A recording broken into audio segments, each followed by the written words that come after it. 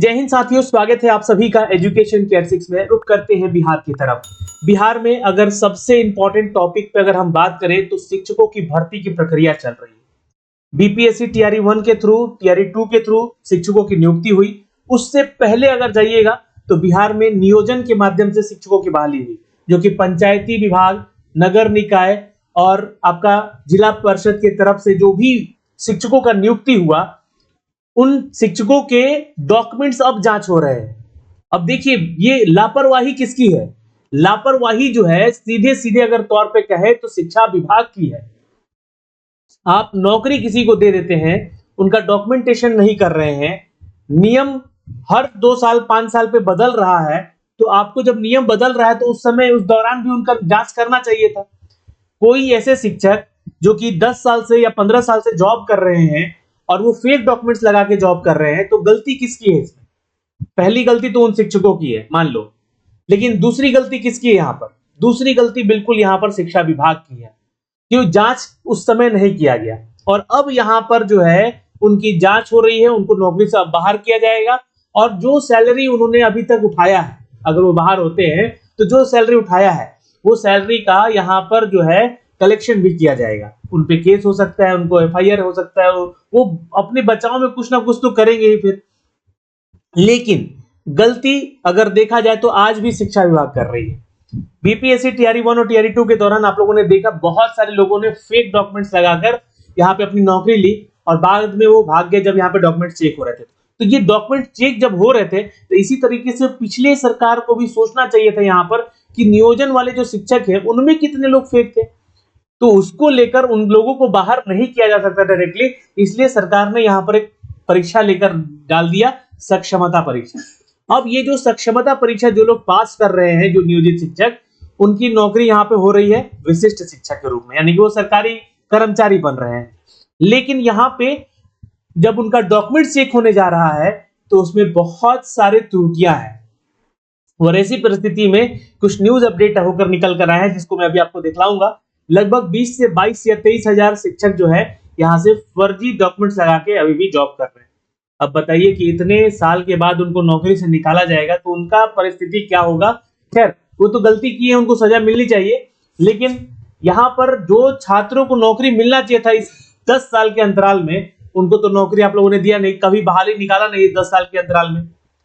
अब यहाँ पे जो शिक्षक अभ्यर्थी हैं वो मांग कर रहे हैं कि हमको उम्र सीमा में छूट दिया जाए।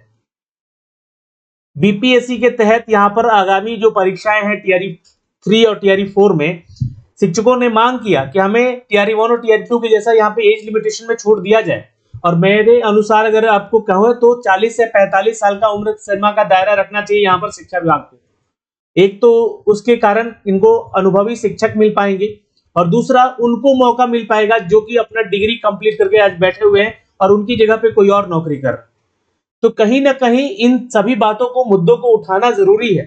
इसलिए इस चैनल के माध्यम से हम अपनी आप से भी और अपने चैनल के माध्यम से भी यहाँ पर सरकार के सामने ये बातों को रखना चाहते हैं कि उम्र सीमा में लिमिटेशन बढ़ाया जाए, पहली चीज।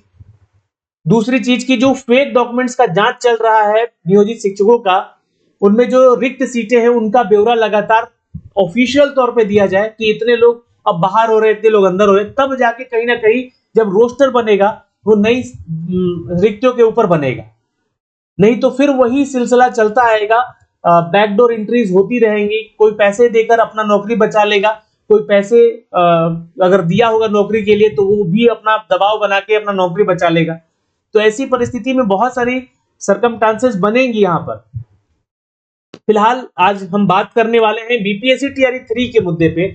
जब टीआरई 3 में एज लिमिटेशन को लेकर छूट मांगा गया तो नहीं दिया गया, बल्कि टीआरई 1 टीआरई 2 के दौरान जब दिया गया था तो टीआरई 3 में क्यों नहीं? ये गलती सरकार की है, इस पे विचार करना चाहिए और छूट देना चाहिए और एज लिमिटेशन को ही यहाँ पे एटलीस्ट बढ़ा देना चाहिए। छूट दे ना दे, 45 साल उम्र सीमा कर देना चाहिए शिक्षकों की भर्ती को लेकर। तब जाके कहीं ना कहीं एक अनुभवी शिक्षक मिलेंगे जो कि छात्रों को पढ़ा सकेंगे। यहाँ पर 1 to 5 में से बीएड वाले छात्रों को बाहर किया गया, एनआईओएस को बाहर किया गया।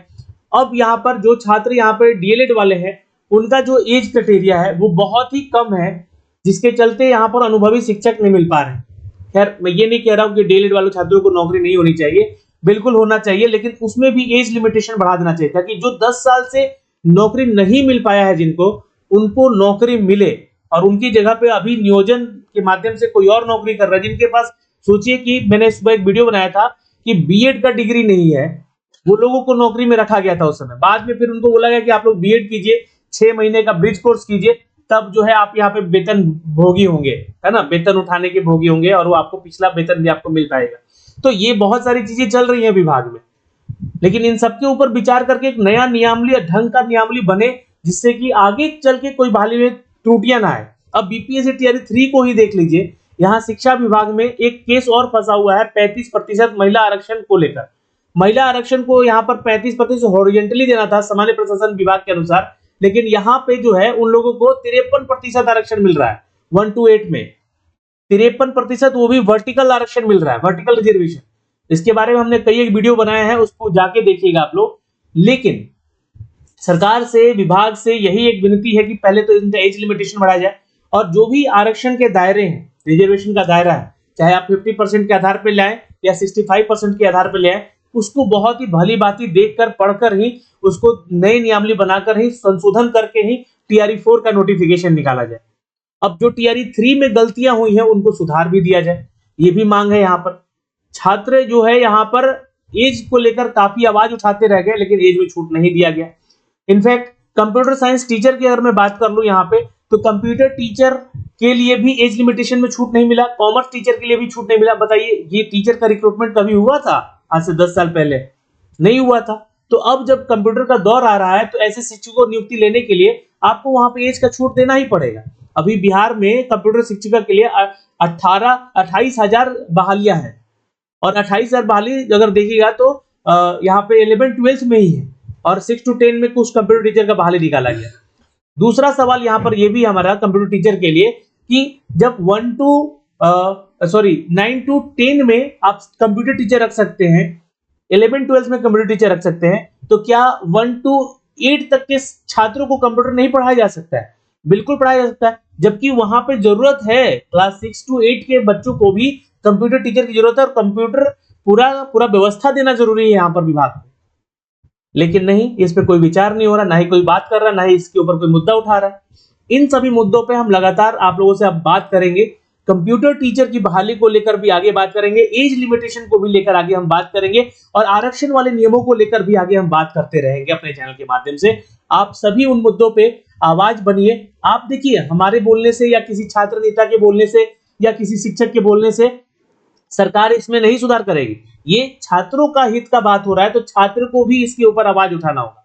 ट्विटर है आपके पास, आप अपने ट्विटर हैंडल से मुख्यमंत्री जी को टैग कीजिए, उनको बार बार लिखिए, आप लोग अपनी समस्याओं को वहां पे लिखिए, ताकि वो कभी तो ट्विटर पे आएंगे, तो कभी तो ट्वीट पढ़ेंगे, कभी तो वो समस्या देखेंगे। अपनी बातों को लेकर शिक्षा विभाग में पहुंचिए, वहां पे आप जाकर सारी जो है अपनी समस्याओं को लिखिए, दीजिए वहां पर, तब तो आपका बात सुना जाएगा कहीं ना कहीं। हो सकता है कि आपकी यही आवाज से पूरा का पूरा अगर देखा जाए तो माहौल बदल जाए बिहार में शिक्षक नियुक्ति को लेकर।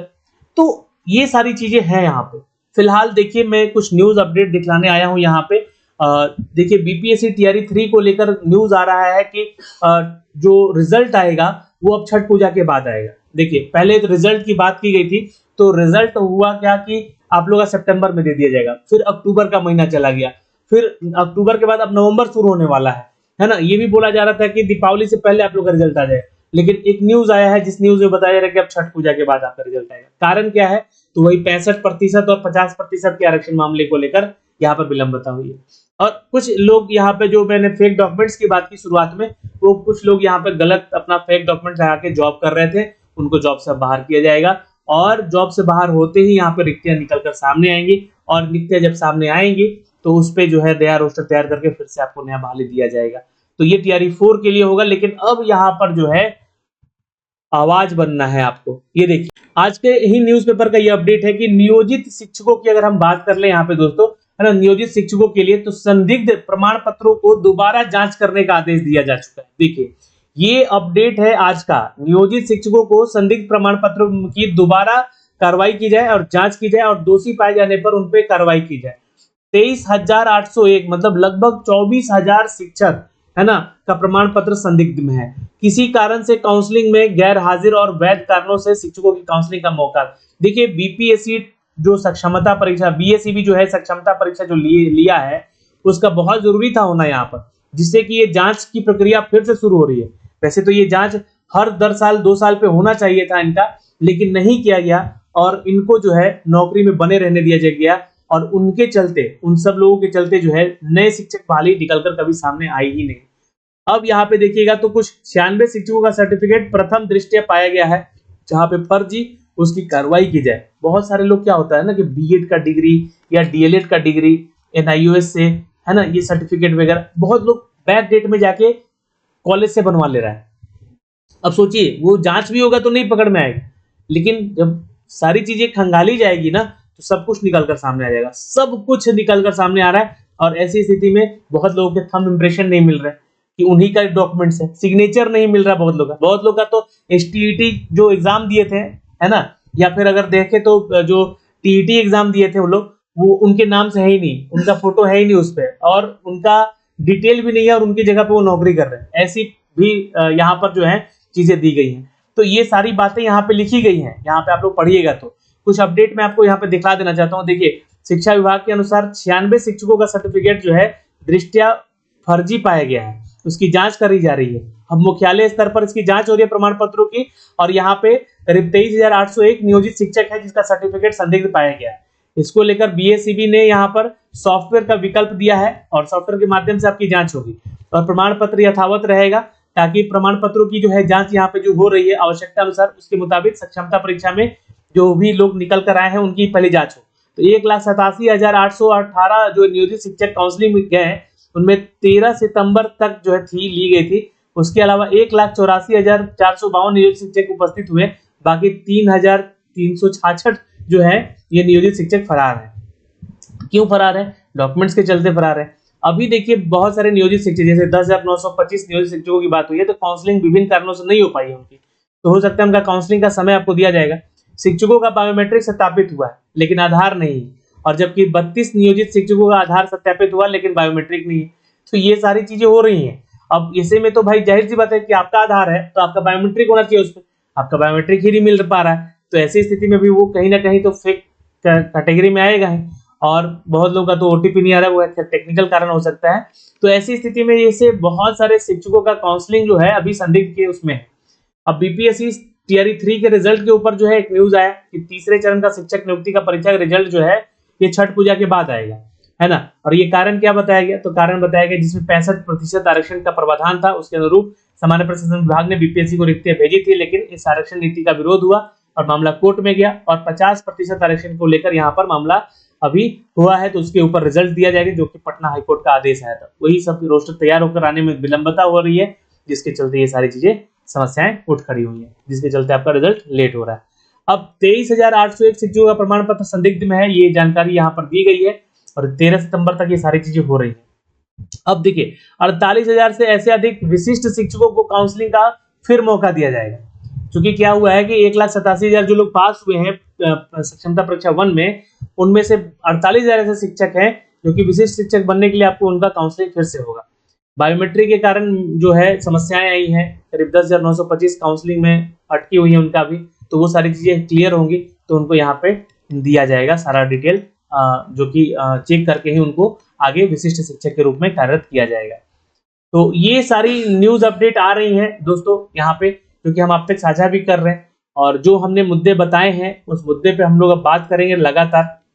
तो अभी के लिए इस वीडियो में इतना ही, लेकिन हाँ आप लोग वीडियो को शेयर कर दीजिएगा, और आपकी क्या राय है, क्या प्रतिक्रिया है, कमेंट सेक्शन में कमेंट करके जरूर बताइएगा।